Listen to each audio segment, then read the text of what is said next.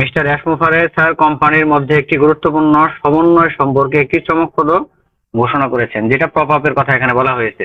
যে পপ আপের মধ্যে অ্যাশমোফারে স্যার কোম্পানির একটি গুরুত্বপূর্ণ সমন্বয় সম্পর্কে কি করেছেন, চমকপ্রদ কিছু ইনফরমেশন তুলে ধরেছেন।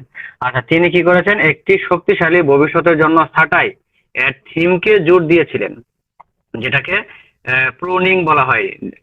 যে ছাঁটাই বিষয়ে আমাদের মহান সিও কি করেছেন, জোর দিয়েছেন, এবং ভবিষ্যতের জন্য ছাঁটাইয়ের থিমকে এটাকে খুব জোরালো ভাবে এই পপ আপের মাধ্যমে বোঝানো হয়েছে। যেখানে তিনি তুলে ধরেছিলেন যে স্বচ্ছতা কেবল একটি নীতি নয়, এটি একটি প্রতিশ্রুতি। যেটা আমরা পপ আপের মাধ্যমে বলছিলাম যে আমাদের কোম্পানি এই বিষয়গুলি বলার কারণটা হচ্ছে যে শুধুমাত্র স্বচ্ছতা নয়, বরং হচ্ছে এটা কোম্পানি একটা প্রতিশ্রুতি এবং একটি অঙ্গীকার যে আমরা কোম্পানিকে স্বচ্ছতার সাথে আমরা সঠিকভাবে আমরা কোম্পানিকে আমরা সামনের দিকে এগিয়ে নিয়ে যাচ্ছি, এই বিষয়টি এখানে বলা হচ্ছে। এবং তারপরে যে মেসেজটা এখানে এসেছে যে আমরা যখন এগিয়ে যাচ্ছি তখন কিছু স্বচ্ছতা এবং সততার সাথে সেই প্রতিশ্রুতি রক্ষা করার গুরুত্বের উপর জোর দিয়েছিলেন। কে জোর দিয়েছিলেন? আমাদের অ্যাশমোফারে স্যার। আচ্ছা, মিস্টার অ্যাশমোফারে স্যার ব্যাখ্যা করেছেন যে তিনি শক্তিশালী গাছের মাঝে মাঝে যত্ন করে ছাঁটাই করার প্রয়োজন হয়।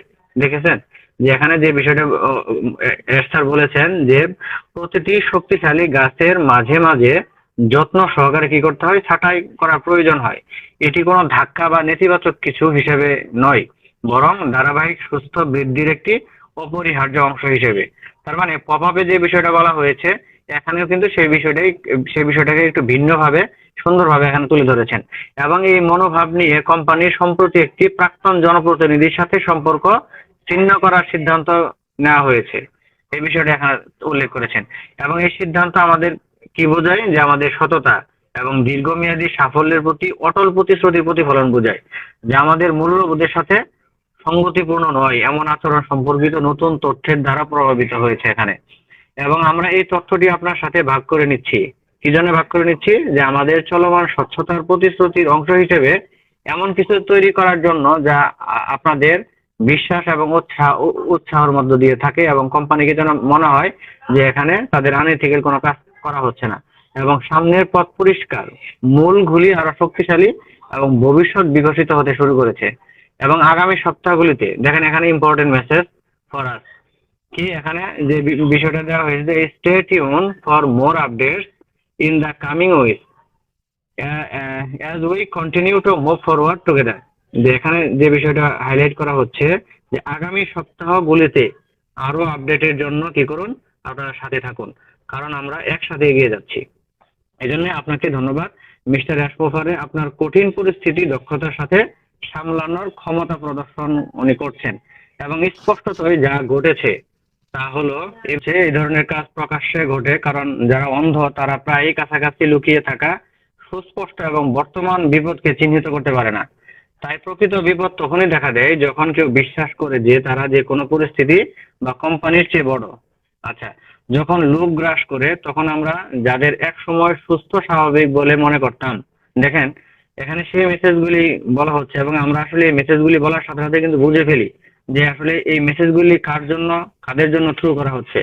তারাও অস্বাভাবিক প্রবণতা প্রদর্শন করতে পারে, যা কেবল তাদের নিজেদের জীবন নয়, তাদের পরিবারের সদস্যদের জীবনও আমূল পরিবর্তন করে দেয়। আচ্ছা, এবং তাদের পরিবার গর্ব করতে পারে এমন একটি উত্তরাধিকার গড়ার পরিবর্তে তারা একটি অন্ধকার পথে আত্মসমর্পণ করে, সেই অগ্রগতি পরিত্যাগ করে যার চ্যাম্পিয়ন হতে তারা এক সময় গর্বিত ছিল। যাই হোক, এখানে পূর্বে আমাদের কোম্পানির কথা বলা হচ্ছে, এবং যারা আনএথিক্যাল কাজ করেছিলেন তাদের বিষয়ে এখানে বলা হয়েছে, এবং তারা যে একটা অন্ধকার পথে ছিলেন সেই বিষয়টা এখানে ক্লিয়ারলি বলা হয়েছে। যেমন একজন ভাই আপনার সাথে বিশ্বাসঘাতকতা করে তখন তার হৃদয় বিদারক হয়, এবং সেই হৃদয় বিদারকটা কেমন হয়, এটি আসলে অনুভূতিটা তীব্রতার দিক থেকে কাউকে মৃত্যুর কাছাকাছি নিয়ে যায়, এবং এটাকে আসলে হারানোর মানে কোনো মানুষ মরে যাওয়া বা কাউকে হারানোর যে একটা বেদনা তার চেয়েও কিন্তু অনেক বড় ধরনের কষ্ট হয়।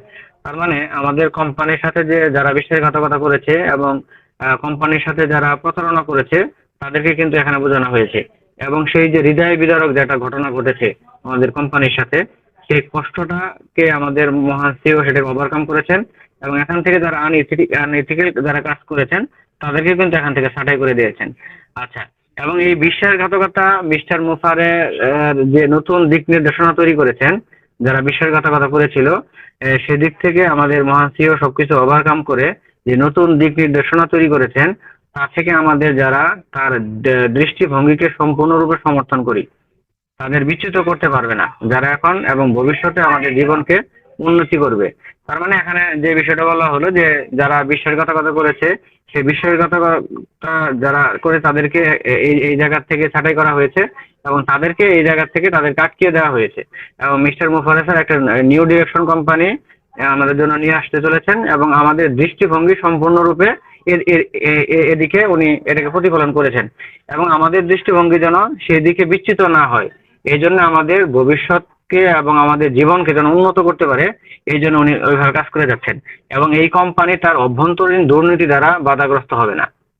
দেখেন এই জায়গায় একটা সুন্দর একটা মেসেজ দিয়েছে, যেটা আমরা ইতিপূর্বে জানলাম যে আমাদের কোম্পানির অভ্যন্তরীণ দুর্নীতি দ্বারা বাধাগ্রস্ত হবে না। মানে আমরা যে নতুন কোম্পানি পেতে যাচ্ছি, এখানে আমরা পূর্ববর্তী কোম্পানির যে যারা দুর্নীতি যারা করেছে বা আমাদের কোম্পানিকে হেয় করার চেষ্টা করেছে, বা আমরা জানি যে আমাদের কোম্পানি একটা মামলা চলমান রয়েছে, সেই মামলা বিষয়েও কিন্তু এখানে সেটা ইঙ্গিত করা হয়েছে যে আমাদের কোনো কিছুই এখানে এটা বাধাগ্রস্ত হবে না এবং এটি লোভ, ঈর্ষা বা হিংসা দ্বারা থামানো যাবে না।